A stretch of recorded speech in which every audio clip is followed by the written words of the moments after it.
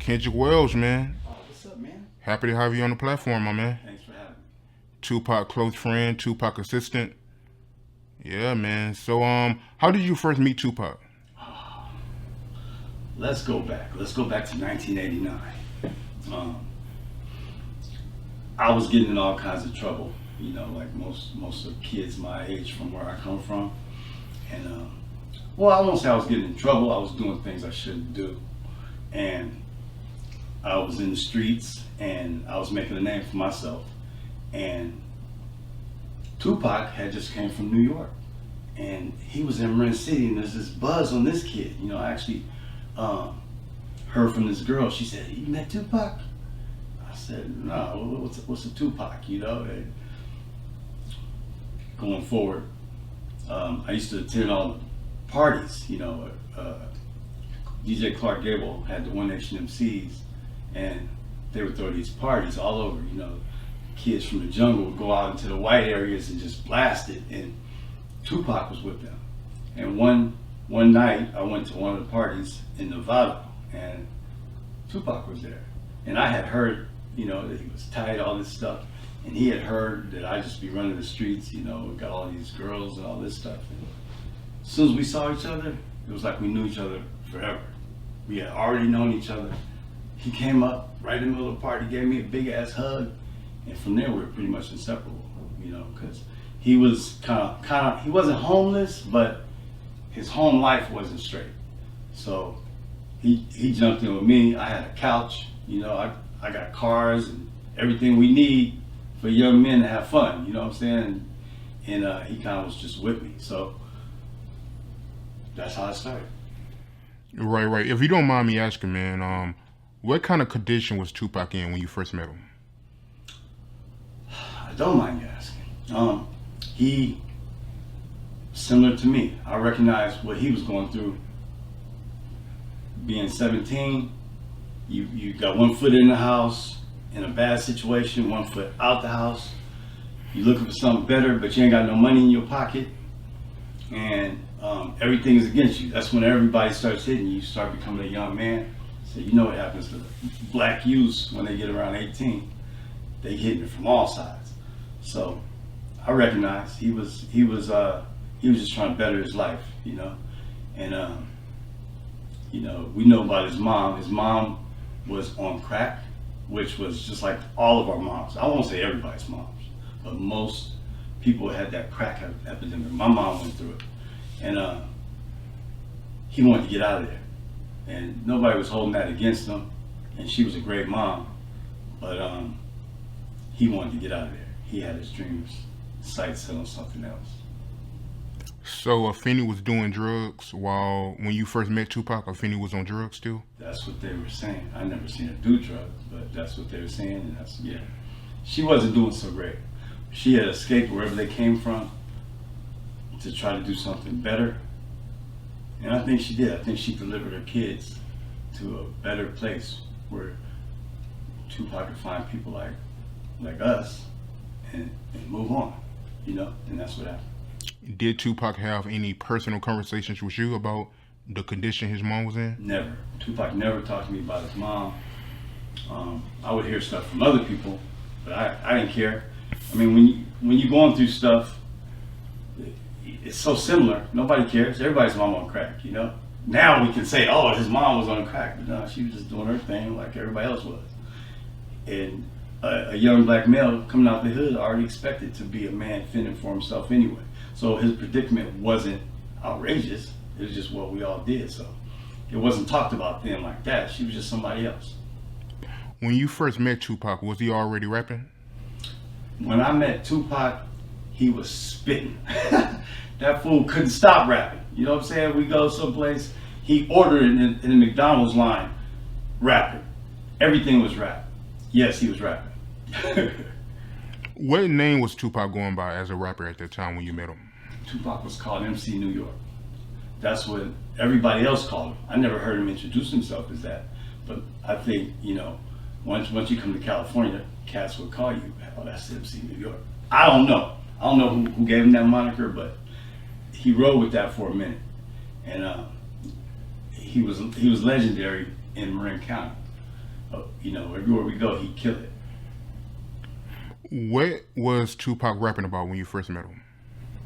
Um, like I said, Tupac could rap about anything, but he had pages and pages of subject matter related to the Black Panther Party, or the young new Black Panther Party, and everything was Afrocentric. Everything was related to the black struggle.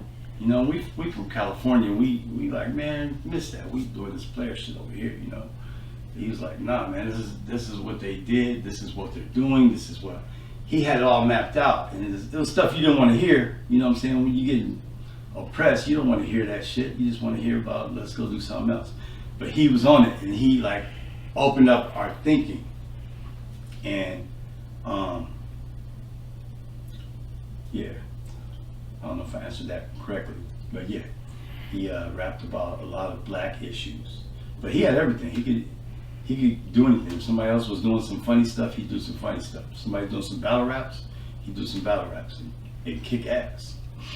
Tupac was a battle rapper? He was a battle rapper when you met him? Oh yeah, oh yeah. Because back then, rap was about freestyling and showcasing your stuff.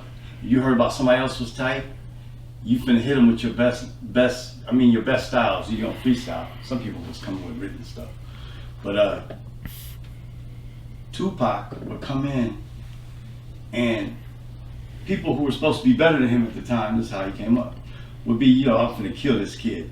He'd step on a mic, take over the crowd.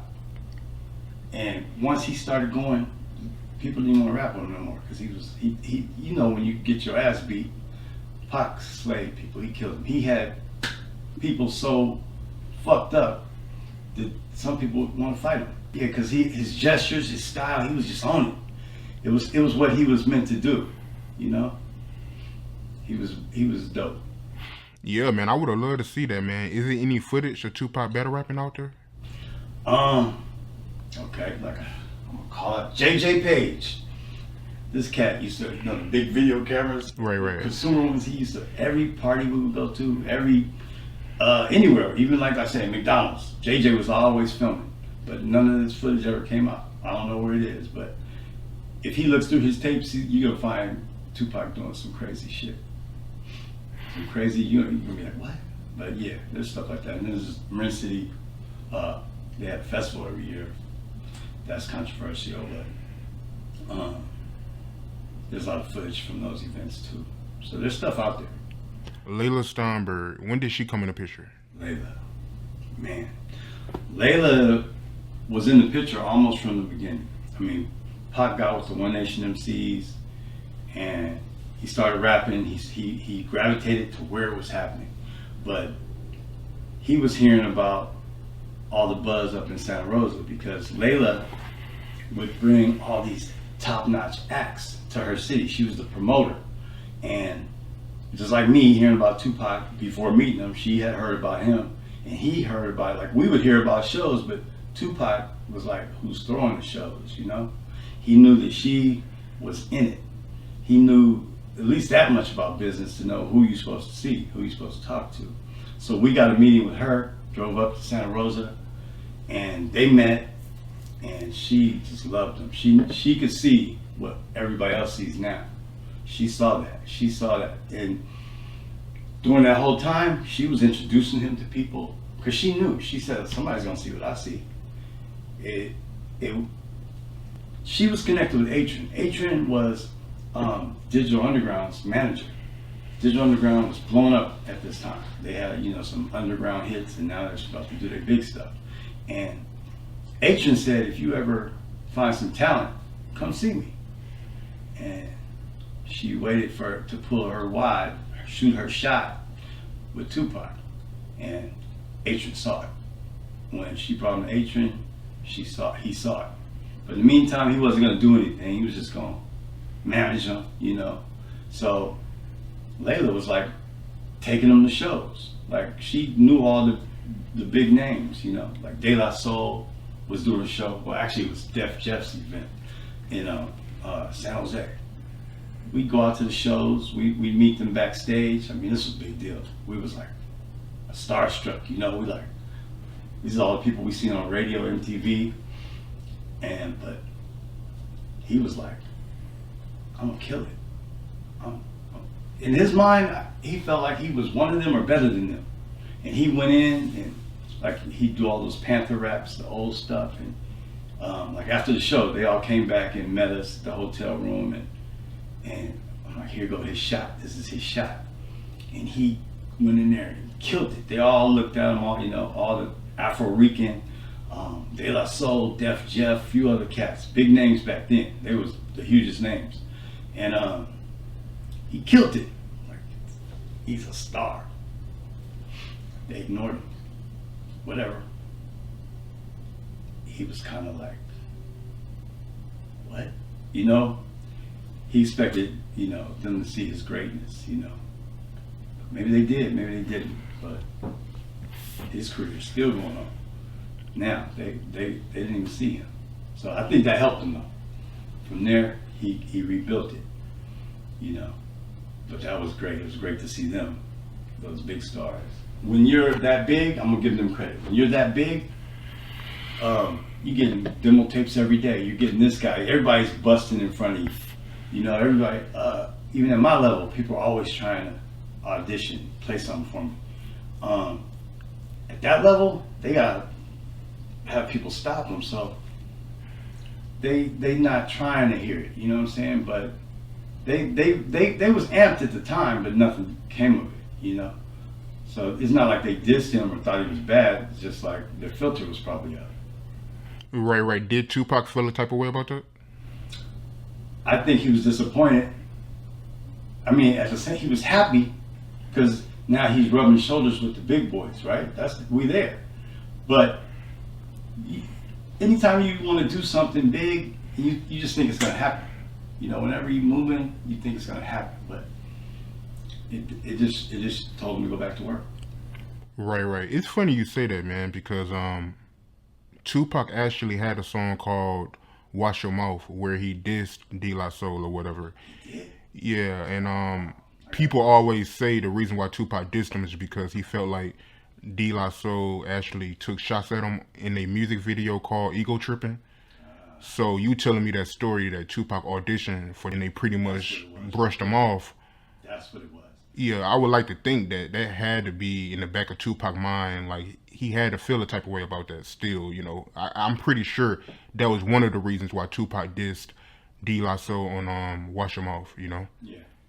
I would bet, because Tupac holds shit in, I would bet that he was affected by that and he ran with it, and I don't know if he would have animosity, but they fucked that up.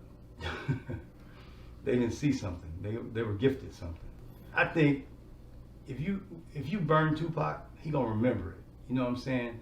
I think a lot of people got burnt by Tupac because when he got in the game, he made all things right for him. And I think in that moment he put them in their place. But I think it had everything to do with that. And that brings up one other thing, like when Pac got shot. He said, well, or the whole Biggie thing. I think that Pac was upset with Biggie for not giving him his respect as being the one that put him on, and that's why he was quick to lash out and try to fuck his bitch, because Biggie had went from nobody being the dude that rapped in front of him at house parties and shows or whatever, to being this big figure that never gave credit to the dude to put him on. So I think there was a little animosity there. So yeah, I say hell yeah, Pac would get you at the end. And I get it, they listen to shit all the time, but they had Tupac in the room. He wasn't famous yet, but they had Tupac in the room. So any of them guys could have been rich or could have been headed in a different direction, because their shit was over after that. And Pac blew up, and I don't even know if they knew that was him then, because he was just some kid hanging in the streets, got a shot, and nobody saw it, so they missed that one. But it instilled something in him, made him harder, You know, cats he would run across, he would do it a different way. And that was his thing.